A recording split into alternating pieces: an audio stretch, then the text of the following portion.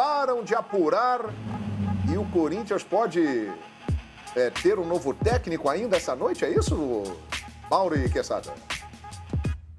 Não, o que ficou claro, assim, para mim agora há pouco, é que a percepção da diretoria depois de ontem foi bem diferente do que vinha acontecendo. Eles estavam um pouco acomodados, torcendo, como havia dito, uma reviravolta lá no sentido de que o time está muito sem padrão, etc., e que precisava levar esse choque aí, de repente, e trazer alguém mesmo. Na verdade, a gente fala assim, trazer alguém que vai ficar só 2, 3 meses, não é muito verdade isso, né? Nem seria para o São Paulo se o Diniz saísse, como não é no Corinthians, porque dependendo de que você traga, quem ganhar a eleição não necessariamente vai trocar, né?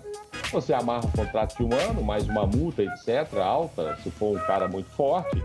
Então, o próximo presidente, seja da situação ou não precisa necessariamente trocar. Vai depender muito da colocação do time no momento que ele assumir. Na verdade, a eleição é agora em novembro, dia 28, se eu não estou enganado, mas oficialmente o novo presidente assume no dia 4 de janeiro. Ou seja, o campeonato já vai estar muito mais andado ainda.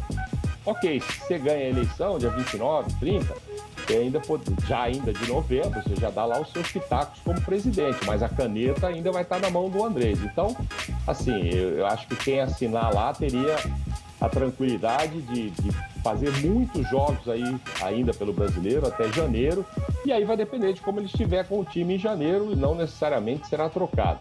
Mas o que mudou é que aquela acomodação com relação ao Coelho já não é visto mais desse jeito, então agora vai começar a especulação, João. É aqui, é o nome aqui, é o fulano ali. É a gente que tá fora do mercado, né? Enfim, João. Mas vamos tentar chegar no nome. Pois não, o Quesada ouviu o nome aí, hein? Ele já disse aqui. E o Facincani também tem nome aí, Facincani? Eu perguntei para uma pessoa aqui 2 nomes que o Corinthians trabalha, hein? Um deles, de fato, é o Dunga e o outro nome é do Diego Aguirre. O Diego Aguirre iniciou agora há pouco o campeonato Qatari, né? A 20-21 a temporada. O time dele tem uma vitória, um empate e uma derrota em 3 jogos. Ele foi vice-campeão na temporada passada, já foi eliminado da Liga dos Campeões Asiática logo na primeira fase por Esteghlal do Irã. Então, o momento da equipe do Al Rayyan não é tão promissor ao ponto de o Diego Aguirre ter um contrato que fosse ser muito bem amarrado e que ele não pudesse aceitar uma proposta. Inclusive, recentemente ele deu uma entrevista dizendo que já ouviu conversas do nome dele aqui no Brasil, que algumas ele recusou, mas que em breve pode acabar aceitando e ele tem o desejo de voltar a trabalhar no Brasil. Então, o nome do Diego Aguirre, por essas facilidades e pelo desempenho técnico do Al Rayyan não estar à altura do que os sheiks esperavam, que era um time brigando pela Champions League Asiática, já que foi Dunga, ouvi falar de outros nomes. Ponto A, o Aguirre já disse não uma vez para o Corinthians, antes do Carille definitivamente assumir o time e ter aquela sequência, né, de ser campeão paulista, campeão brasileiro, aí ele é campeão paulista outra vez, sai, volta e é tricampeão paulista. Então o Aguirre, ou o staff do Aguirre, entenda dessa forma, certa vez já disse não à proposta do Corinthians num determinado momento. Isso me contou uma pessoa lá de dentro. Hoje eu conversei com uma pessoa que não sai do Parque São Jorge, está sempre ali, trabalha na parte social, mas está ligada também ao futebol. E ela disse que o nome do Dunga é um nome que agrada algumas pessoas que estão ali no futebol.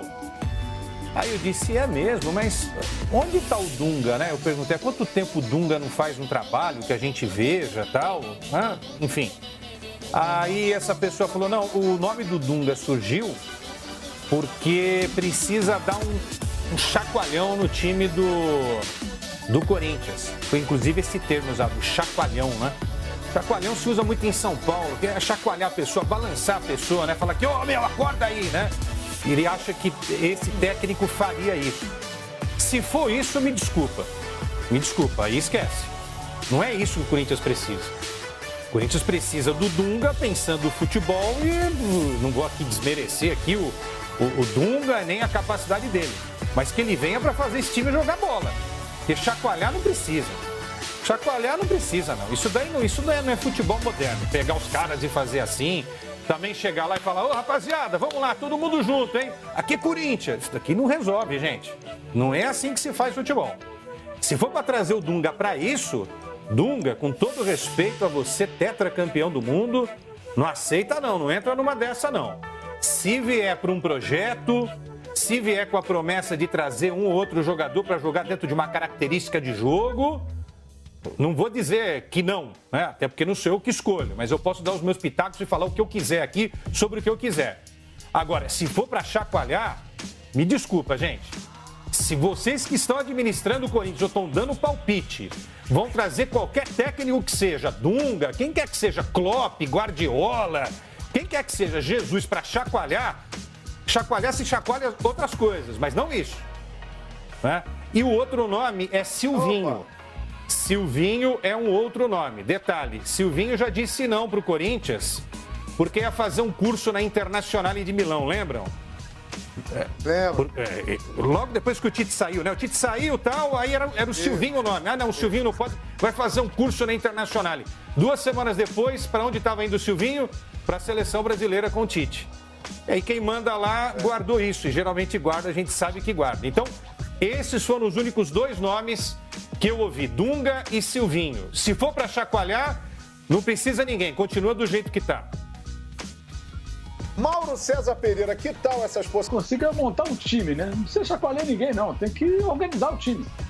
Fazer o time jogar, fazer os jogadores renderem aquilo que eles podem render. O material humano, ele permite você imaginar um time jogando mais futebol. Mas para isso tem que ter um trabalho. Eu acho que assim, o Dunga, para mim, não é o caso. O Dunga não conseguiu vingar como técnico. A primeira passagem dele pela seleção brasileira foi até bem mais aceitável do que a segunda. Aí teve aquela passagem no Inter, não foi boa. Então é uma tentativa absolutamente no escuro. Né? Se eu contratar o Dunga só porque o Dunga tem um perfil específico, eu acho que não é o caso. O Diego Aguirre tem uma forma de montar suas equipes, né? Um jogo bem reativo, o time joga fechado, bota velocidade e tal. Muito calçado na defesa. Não acho que, como eu não achava naquela época que estava no São Paulo, que aquilo seria o bastante para o São Paulo ganhar o campeonato, de fato não foi. Mas para as pretensões corintianas hoje que são mais modestas, não ficar na situação desconfortável, pode ser uma saída interessante. Agora, a questão é ter uma ideia do que eles querem, o que os dirigentes querem, afinal. Qual a intenção, o que eles esperam e entregar nas mãos de alguém que possa montar a equipe, arrumar o time. A questão é essa, dar bons treinamentos, arrumar o time e fazer o time jogar. Jogar algum futebol. O Corinthians está jogando praticamente nada. 0. E aí realmente vai se complicar. Então, acho que esse que é o perfil. Acho que essa que é a questão. Agora, o Dunga, sinceramente, eu acho que é uma coisa mais uma tentativa meio desesperada. Eu acho que nem é para tanto. Ainda.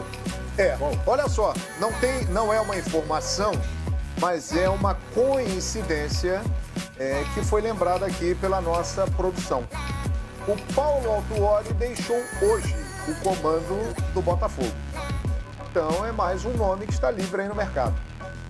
Será que pode ser o Paulo Autuori? Repito, não é uma informação, é apenas uma coincidência que foi lembrada aqui pela nossa equipe do Expediente Futebol. Paulo Autuori hoje deixou o Botafogo, que agora terá o Bruno Lazzaroni como seu treinador. Ozinho, mudança de rumo aí, hein? O Corinthians, depois de ontem, optou agora por procurar um técnico. Necessidade, né? Aquilo que a gente estava falando, são 12 rodadas, né? 12 jogos do Corinthians, não tem que esperar muito tempo. E tem a convicção que o Coelho não é o treinador, né? Para ter a gestão desse grupo e para dar o padrão de jogo, a organização tática e também a motivacional, porque no momento de crise é importante você aliar todas essas coisas, né? O comandante, né? O treinador, ele tem que ter o planejamento de treino, os bons treinos, montar a estrutura de equipe, a filosofia de jogo, né? Treinar bem os seus jogadores, fazer as boas escolhas, trabalhar no jogo, né? Fazendo a leitura do jogo para mudança dentro do jogo, Mas precisa, sim, de um cara que impõe respeito, que tem liderança, desculpa, que os jogadores olham pro cara e falam assim, respeita, aceita. Qual é esse treinador? Olha, você citou alguns nomes, que é...